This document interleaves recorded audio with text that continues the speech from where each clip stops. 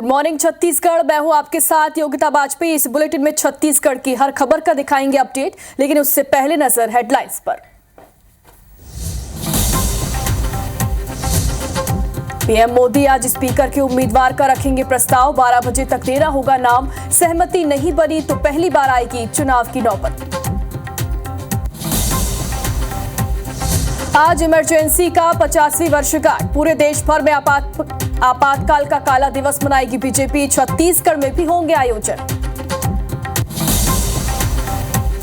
दिल्ली दौरे पर सीएम विष्णुदेव साय आज पीएम मोदी और अमित शाह से करेंगी मुलाकात। मंत्रिमंडल विस्तार पर हो सकती है चर्चा। और बिलासपुर में 6 महीने के मासूम पर जानलेवा हमला। बच्चे को गंभीर हालत में अस्पताल में कराया गया भर्ती। आरोपी युवक को पुलिस ने पकड़ा।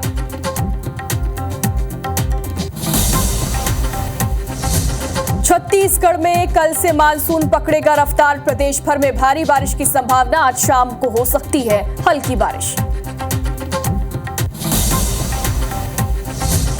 टीम इंडिया ने सुपर 8 के अपने आखिरी मैच में ऑस्ट्रेलिया को 24 रन से हराया। ऑस्ट्रेलिया टीम 20 ओवरों में 181 रन ही बना सकी। टीम इंडिया ने सेमीफाइनल में बनाई जगह।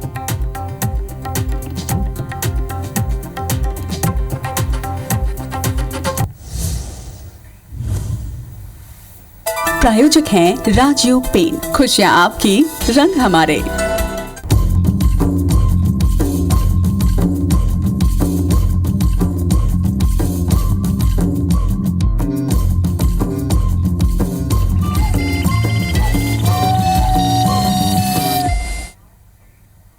बुलेटिन की शुरुआत करेंगे अंबिकापुर से बड़ी खबर के साथ। यहां पर ठगी के आरोपी को गिरफ्तार कर लिया गया है।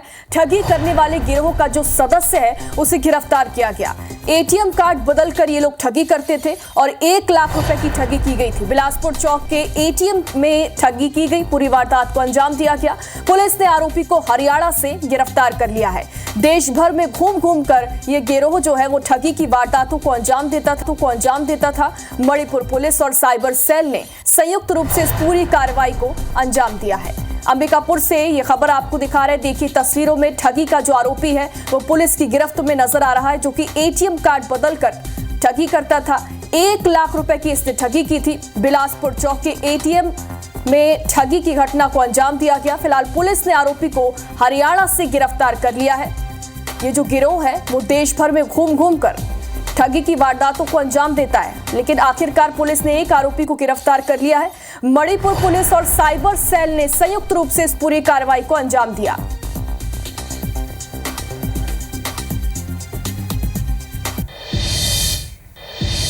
और इधर अंबिकापुर में चोरी के मामले का खुलासा हुआ है। हार्डवेयर के सामान की चोरी हुई थी, जिसका खुलासा हो चुका है। चोरी के 2 आरोपी समेत 7 लोग जो है वो गिरफ्तार किए गए हैं।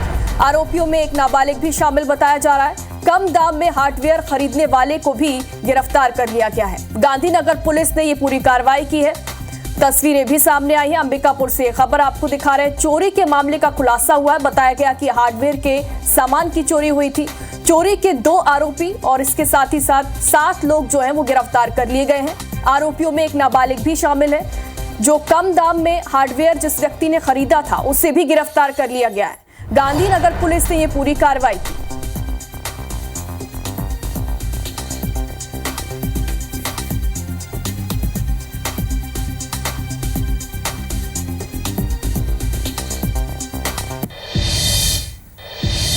और अब खबर पत्थलगांव से है। दुष्कर्म और अपहरण के मामले में बड़ा अपडेट सामने आया है। नाबालिग के साथ दुष्कर्म किया गया था। दुष्कर्म के बाद नाबालिग का अपहरण किया गया। पुलिस ने आरोपी को कापू से गिरफ्तार कर लिया है। पुलिस ने पीड़िता को बरामद कर परिजनों को सौंप दिया है।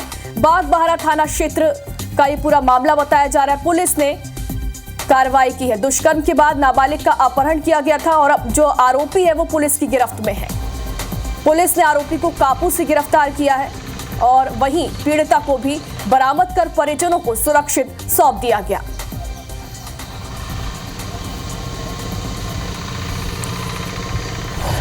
तो देखिए पत्थलगांव से ये खबर आपको दिखा रहे हैं। यहाँ पर दुष्कर्म और अपहरण का ये पूरा मामला बताया जा रहा है। नाबालिग के साथ दुष्कर्म किया गया। दुष्कर्म के बाद नाबालिग का अपहरण कर लिया गया, लेकिन पुलिस जो है उसने आरोपी को काबू से अब गिरफ्तार कर लिया है और वहीं पीड़िता को भी बरामद कर उसके परिजनों को सौंप दिया गया है। बाग बहार थाना क्षेत्र पुलिस ने ये पूरी कार्रवाई की।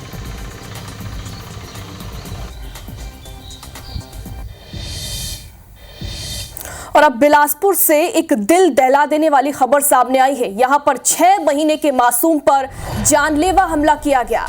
मासूम की हालत गंभीर बनी हुई है, सिम्स में उसका इलाज जारी है। पुरानी रंजिश के चलते मासूम पर हमला किया गया।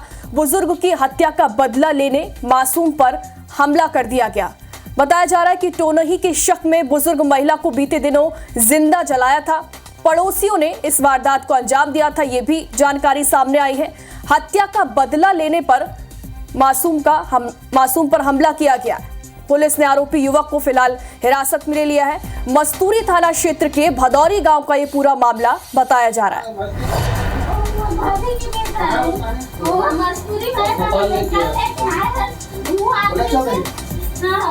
तो देखिए, मौके पर पुलिस भी पहुंची हुई है और ऐसा बताया जा रहा है कि हत्या का बदला लेने के लिए मासूम पर जानलेवा हमला किया गया। फिलहाल जो आरोपी युवक है उसे पुलिस ने हिरासत में ले लिया है। आसपास के लोगों से पूछताछ भी की जा रही है। पूरे मामले की जांच पड़ताल की जा रही है। टोनही के शक में बुजुर्ग महिला को जिंदा जलाया गया था और इसी बात का बदला लेने के लिए 6 महीने के मासूम पर जानलेवा हमला किया गया। और ज्यादा जानकारी के लिए हमारे सहयोगी जितेंद्र हमारे साथ लाइव जुड़ गए हैं। जितेंद्र, दिल को दहला देने वाली ये घटना है। हालांकि हमने अपने दर्शकों को बताया कि बदला लेने के लिए इस पूरी वारदात को अंजाम दिया गया, लेकिन आप बताइए क्या है पूरा मामला? देखिए, जनवरी 2024 में मस्तूरी के भदौरा में एक 70 वर्षीय भूरी बाई वृद्धा थी, जिनको यहाँ पर जिंदा जला दिया गया था। उस समय आरोप था कि पड़ोसी जो है उनके घर पे, परिवार पे कई लोगों का स्वास्थ्य जो है वो खराब रहता था, लिहाजा वो भूरी बाई को टोनही का संदेह करते थे। लिहाजा उन्होंने उनको जहां पर जिंदा जला दिया गया था। लगातार लंबा इलाज चला, जिसके बाद भूरी बाई की मौत हो गई थी। हालांकि इस मामले में पुलिस ने राठौर परिवार के कई लोगों को गिरफ्तार किया था, उनको जेल भेजा था।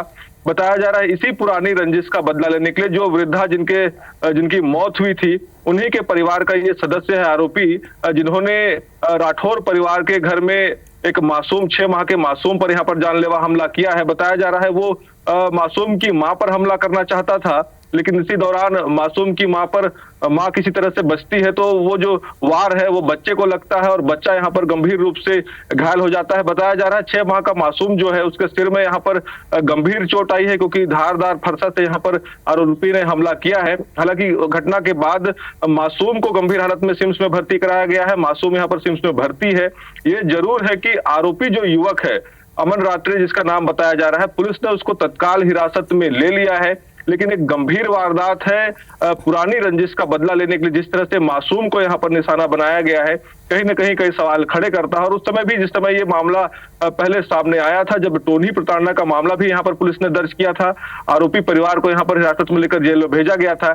लेकिन अब अगर कहें तो उसी परिवार के सदस्यों पर यहाँ पर हमला हुआ है। जो मृतका थी उसके परिवार के सदस्य ने यहाँ पर हमला किया है मासूम पर। तो कहीं ना कहीं ये दो परिवारों के बीच में जिस तरह से पुराना रंजिश था, उसको लेकर ये वारदात यहाँ पर सामने आई है। जरूर है कि पुलिस ने यहाँ पर आरोपी युवक को हिरासत में ले लिया है, उससे पूछताछ भी की जा रही है और मासूम की स्थिति यहाँ पर गंभीर बनी हुई है। सिम्स में मासूम का इलाज जारी है। बिल्कुल जितेंद्र, जैसा कि आप बता रहे हैं, बिल्कुल दिल को दहला देने वाली ये घटना है और पुराना विवाद था और इसी की वजह से इस पूरी घटना को अंजाम दिया गया। फिलहाल एक गिरफ्तारी हुई है, इसके अलावा क्या और लोगों को गिरफ्तार किया जाएगा?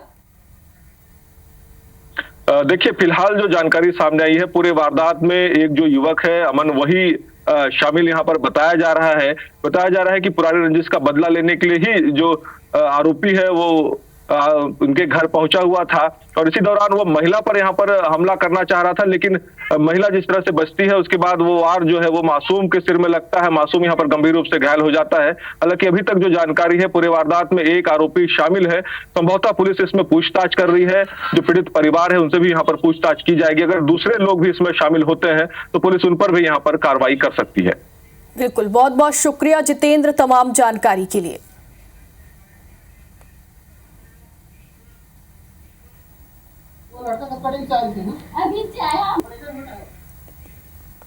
और अब दिल्ली से खबर आपको बता दें, सीएम विष्णुदेव साय जो हैं वो आज दिल्ली दौरे पर रहने वाले हैं। सीएम साय पीएम मोदी से इस दौरान मुलाकात करेंगे। दोपहर 12 बजे ऐसा बताया जा रहा है कि संसद भवन में दोनों की मुलाकात होगी। गृह मंत्री अमित शाह से भी सीएम साय मुलाकात करेंगे। मंत्रिमंडल विस्तार पर इस दौरान चर्चा हो सकती है, ये जानकारी सामने आई है। तो सीएम विष्णुदेव साय जो है वो आज दिल्ली दौरे पर रहने वाले हैं।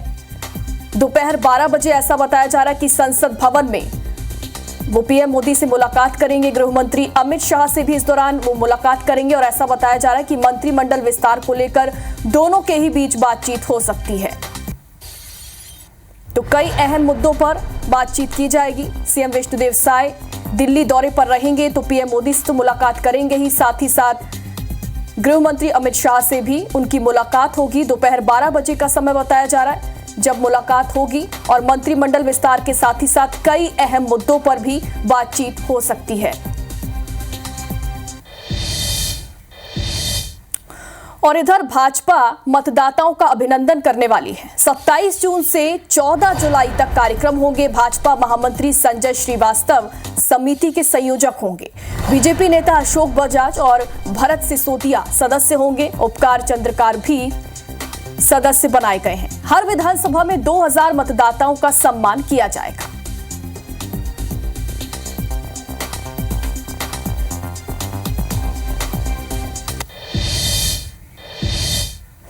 छत्तीसगढ़ के वन विभाग की एक ऑडिट से हैरान करने वाला खुलासा हुआ। प्रदेश में साल 2008 से लेकर 2020 तक 515 जगहों पर किए गए वृक्षारोपण फेल हो गए, यानी कि यहां पेड़ जिंदा नहीं बचे और अब इनसे कई सौ करोड़ रुपए की वसूली होनी है। और इसकी जद में वन विभाग के 3/4 अधिकारी कर्मचारी भी आ गए हैं, लेकिन इनके खिलाफ कड़ी कार्रवाई की ही नहीं जा रही। और आखिर ऐसा क्यों हो रहा है, देखिए इस पर यह खास रिपोर्ट।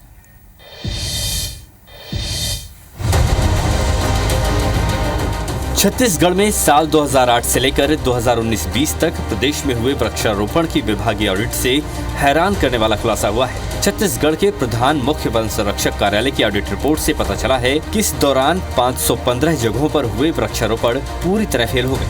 विभाग ने सफल वृक्षारोपण के लिए 40% से लेकर 85% तक पेड़ों के जिंदा बचने का पैमाना तय किया है, लेकिन असफल वृक्षारोपण वाली जगहों में 20% पेड़ भी नहीं बच सके। नियम है कि असफल वृक्षारोपण के लिए जितनी राशि खर्च हुई है उसकी पूरी की पूरी वसूली जिम्मेदार कर्मचारियों अधिकारियों से की जाएगी, लेकिन रिपोर्ट बनकर तैयार है, कार्रवाई हो नहीं रही। 2008-9 से 19-20 तक लगभग 516 वृक्षारोपणों को हम लोग ने असफल पाया गया है। परवाही किया जाता है तो वन रक्षक से डीएफओ तक का अधिकारियों से अनुपात में उसको निर्धारित कर उन लोगों से वसूली का कार्यवाही किया जाता है। दरअसल जिन जगहों पर वृक्षारोपण किया जाता है वहां फेंसिंग से लेकर खाद पानी तक के लिए 3 सालों तक बजट दिया जाता है। फिर 3 साल बाद उसका ऑडिट होता है।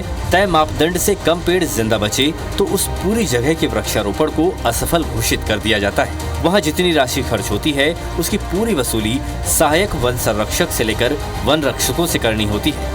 नियम पहले से हैं, लेकिन कार्रवाई कभी नहीं हुई। नतीजा वृक्षारोपण के नाम पर हर साल करोड़ों रुपए का भ्रष्टाचार किया गया। साल 2008 से 2020 के बीच 515 असफल वृक्षारोपण में से 50 केस के लिए वसूली की प्रक्रिया तो शुरू की जा चुकी है, लेकिन 465 केस यूं ही फाइलों में डंप है। केस बनाकर गड़बड़ी के जिम्मेदारों को नोटिस नहीं दिया गया तो माना जाएगा मामला उजागर नहीं हुआ। फिर रिटायरमेंट के बाद विभाग उनसे वसूली भी नहीं कर सकेगा, लेकिन एक बार केस मजबूत हो गया तो फिर पेंशन से भी वसूली की जा सकती है। असफल वृक्षारोपणों का जो जिम्मेदार अधिकारी कर्मचारियों का विरुद्ध कार्यवाही को किया जाने के लिए इस तारतम्य में हम लोग ने ये प्रक्रिया पे तेजी लाया गया है। जानकारों की माने तो असफल वृक्षारोपण मामले में वसूली का आंकड़ा कई 100 करोड़ का हो सकता है और इसकी जद में वन विभाग के 3/4 से ज्यादा कर्मचारी अधिकारी आ सकते हैं। वसूली शुरू हुई तो रिटायरमेंट के बाद इनकी पेंशन भी कम पड़ जाएगी। राजेश राज, IBC 24, रायपुर। दुर्ग जिले में बछड़े का कटा सिर मिलने को लेकर सामाजिक संगठनों के प्रदर्शन के दौरान हुए लाठीचार्ज का हिंदू परिषद ने विरोध जताया है। बड़ी संख्या में हिंदू युवा मंच और अंतर्राष्ट्रीय हिंदू परिषद के कार्यकर्ता कलेक्ट्रेट पहुंचे और प्रदर्शन भी किया गया। इधर पुलिस ने बैरिकेड्स लगाकर हालात नियंत्रण में लिए। इस दौरान एएसपी सुखनंदन राठौर ने बताया कि सीसीटीवी फुटेज और बछड़े के सिर को फॉरेंसिक टेस्ट के लिए भेजा गया है और अज्ञात व्यक्ति के खिलाफ एफआईआर दर्ज कर मामले की जांच शुरू कर दी गई। बता दें कि सीसीटीवी फुटेज में एक कुत्ता बछड़े का सिर ले जाते हुए दिखाई दिया था। देखिए, एक तरफ ये आपको प्रदर्शन की तस्वीरें दिखा रहे हैं जो कि कल देर रात किया गया, और दूसरी तरफ आज सामाजिक संगठनों ने प्रदर्शन कर लाठीचार्ज का विरोध किया है। बछड़े का सिर मिलने पर यह पूरा बवाल हुआ था। प्रदर्शन में लाठीचार्ज किया गया और इसका सामाजिक संगठनों ने विरोध किया।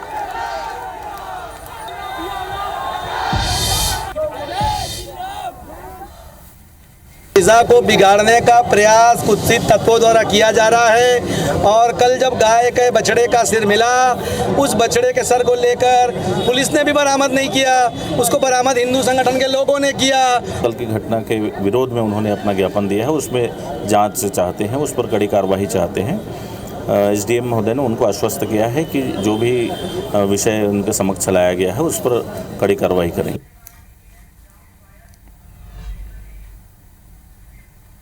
और अब खबर धमतरी से है। यहां ग्राम छाती में दबंगों के द्वारा गरीब तबके के लोगों को दबाने और धमकाने का मामला सामने आया। यहां 2 परिवारों का हुक्का पानी सिर्फ इसलिए बंद कर दिया गया क्योंकि समाज द्वारा लगाए गए जुर्माने की राशि ये परिवार अदा नहीं कर पाया। दोनों परिवारों का कहना है कि साल भर पहले उनकी बेटियों ने भागकर लव मैरिज कर ली थी, जिस पर समाज द्वारा 30-30 हजार रुपए का अर्थदंड लगाया गया और पूरे समाज को खाना खिलाने का फरमान भी जारी किया गया। वहीं दोनों परिवार ने इस भारी भरकम रकम को चुकाने के लिए हाथ खड़े कर दिए, तो वहीं समाज के दबंगों ने दोनों परिवार का हुक्का पानी बंद कर दिया। समाज के दुकानदार दोनों परिवार को कोई सामान नहीं देते हैं, जिससे दोनों परिवार काफी परेशान हो गए हैं। वहीं इंसाफ के लिए पीड़ित परिवार ने अब कलेक्टर से मदद की गुहार लगाई है। कलेक्टर इस मामले में निराकरण करने की बात कह रहे हैं। जो है सामाजिक कार्यक्रम है वो सब चीज़ में मोला पूछ परख नहीं करत है। मोला समाज से छोड़े 1 साल 1 महीना 3 दिन होते आज है। बहुत परेशानी है भैया, कोई गांव के साहू मन हा बातचीत कुछ नहीं करे और जो सियान मियान है ना ते मन देख देख के घुसते। हमन समाज से जुड़ना चाहता नहीं से कि हर चीज़ है करे। हमार बेटी निकली सब तुरंत सियान मन ला बता हमार बेटी चलती से गई के बैठक करे रहन भाई डाले, ओकर बाद हमन ला पैसा ज़्यादा लगे पटा नहीं सके, वादा करे थे तो कम देवोगा कहन तो नहीं मान सका। वो सामाजिक व्यवस्था के अंतर्गत है और एसडीएम और तहसीलदार बैठ के उसको निराकरण करें। और अब रामानुजगंज में हाथियों के उत्पात की खबर आपको दिखाएंगे। यहां पर हाथियों ने जमकर उत्पात मचाया है। दल से बिछड़े हाथी ने किसान का घर तोड़ दिया। क्षेत्र में हाथियों का आतंक लगातार जारी है। हाथियों को जंगल में खदेड़ने का प्रयास भी लगातार किया जा रहा है। रामानुजगंज वन परिक्षेत्र के कमलपुर गांव की पूरी घटना बताई जा रही है। तस्वीरें भी आप देख सकते हैं। किसान के घर को किस तरीके से क्षतिग्रस्त कर दिया गया। हाथियों को जंगल में खदेड़ा तो जा रहा है, लेकिन उसके बावजूद भी लगातार हाथी जो है वो रिहायशी इलाकों में पहुंच रहे हैं। और ये जो तस्वीरें हैं ये कमलपुर गाँव की है। यहाँ पर किसान के घर को हाथियों ने क्षतिग्रस्त कर दिया। दल से बिछड़े हाथी ने किसान का घर तोड़ दिया। वन विभाग जो है वो लगातार मुनादी कर रहा है, लोगों को अलर्ट कर रहा है, लेकिन उसके बावजूद भी ग्रामीण जो है वो परेशान हो रहे हैं लगातार, चूंकि जो हाथी हैं वो रिहायशी इलाकों में पहुंचकर उनका काफी ज्यादा नुकसान कर रहे हैं।